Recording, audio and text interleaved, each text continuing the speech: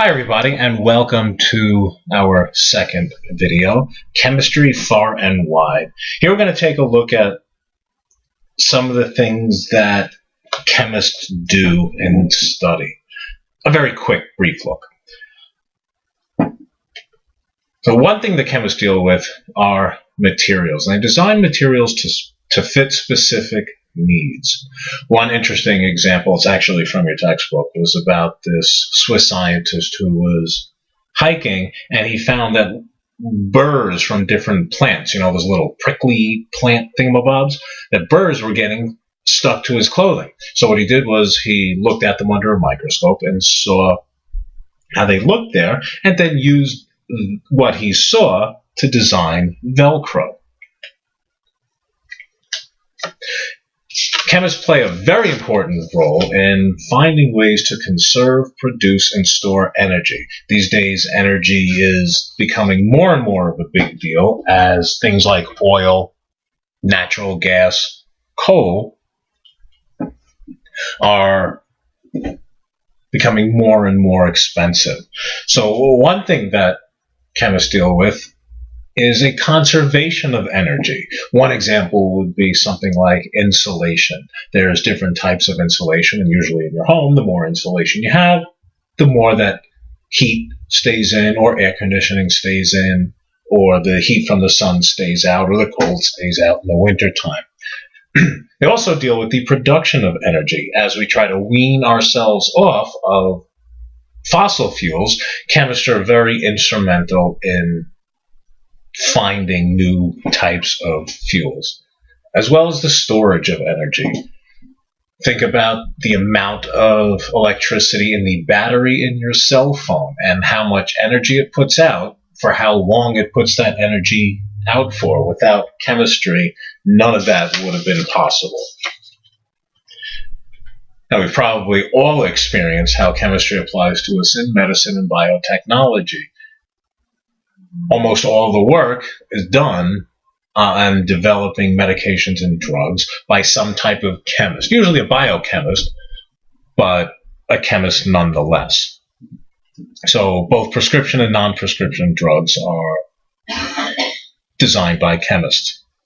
They also make materials in biotechnology, artificial body parts, heart valves, stents. A stent is where if somebody's having a collapsing artery, they'll put in this thin plastic tube that will help keep the artery open and blood can keep flowing. If that's not designed properly, then the human body might reject it. So the chemistry of the actual materials in these items is very, very important. And is also biotechnology. There's a lot of work going on these days with DNA, protein synthesis, gene therapy. That's all chemistry. Now, there are other areas that we might not think of quite as often. For example, agriculture. Chemists are constantly helping develop ways to be more productive at growing crops and protecting crops. Better insecticides, better fertilizers, etc. Chemistry can be used to help maximize the amount of crops per given unit of land. Now, if we go out in the Midwestern United States, the farmland seems to go on forever and ever, but there's all sorts of places around the world where there's very limited places where farmers can grow crops. So chemists are constantly looking for new ways to help them get the most out of a very small piece of land, as well as ways to conserve water, to use what limited water they have to grow what they need to grow. Now, crop protection is very important as they develop better and better pesticides that won't hurt the environment. Chemists help to identify pollutants and to prevent pollution.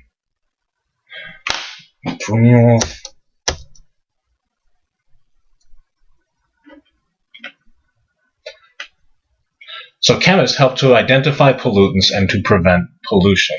They might identify pollutants, for example, lead poisoning. For going back, there were times where children were getting sick and nobody really knew why. And then as chemists studied the properties in the lead and saw that the children were ingesting the lead, that they were being poisoned by it. They also help to prevent pollution. A lot of times when laws and regulations are being enacted by Congress, EPA, etc., they will seek out the advice of chemists to make sure they're making the correct decisions. As in a grander scheme, chemistry is used in the study of the universe as large. Chemists gather data anytime probes are sent out or whatnot. That data is gathered and analyzed by chemists. So also matter that's coming to Earth from different stars and whatnot, when it gets here, it'll go to some university and some chemist will study it. Going back to our moon missions, the moon rocks were all analyzed by chemists, and they used that to hopefully gain a better idea of the formation of the moon, as well as some formation of stuff on our own Earth. Well, that was our second video. Hope it worked well. Don't forget that the proof that you watched this video will be your notes, and remember that they all have to be in the Cornell note style as we learned in class.